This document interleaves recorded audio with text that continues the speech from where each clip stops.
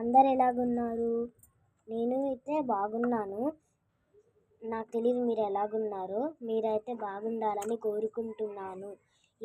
ఈరోజు మా mummy harvesting గోంగూర చేస్తుంది.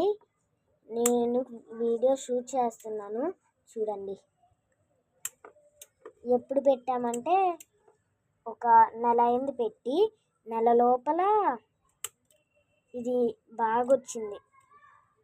ఇంకా వచ్చేలోపు కానీ అంత రాజు ఇంతే కట్ చేస్తుంది. ఇదిగోండి మొక్కలు.